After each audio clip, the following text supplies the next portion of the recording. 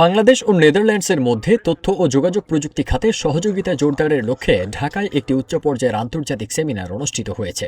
২৯ জানুয়ারি north south বিশ্ববিদ্যালয়ের syndicate হলে আন্তর্জাতিক বাজারের সুযোগ উন্মোচন বাংলাদেশ ডাচ আইসিটি শিল্প সহযোগিতা শীর্ষক এই সেমিনারের আয়োজন করা হয়। কিউব হোল্ডিংসের গল্পে সেই রেখাটি আঁকা হয়েছিল আজ থেকে ১ যুগ আগে। নকশাই আমাদের ভাষা। Cube Holdings Limited. Dutch Bangla chamber of commerce and industry, নেদারল্যান্ডসে অবস্থিত বাংলাদেশ দূতাবাস এবং নর্থ সাউথ বিশ্ববিদ্যালয়ের যৌথ উদ্যোগে আয়োজিত এই সেমিনারটি অনুষ্ঠিত হয় হাইব্রিড পদ্ধতিতে।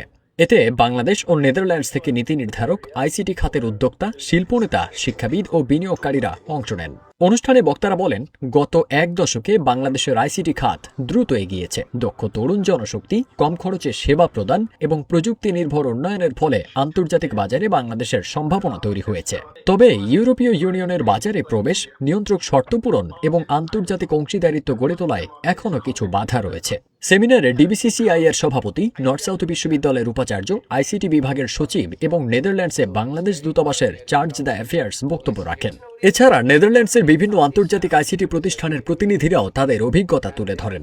এ ধরনের উদ্যোগের মাধ্যমে বাংলাদেশ ও নেদারল্যান্ডসের মধ্যে আইসিটি খাতে বাণিজ্য, বিনিয়োগ ও প্রযুক্তি সহযোগিতা আরও সম্প্রসারিত হবে বলে বক্তারা আশা প্রকাশ করেন।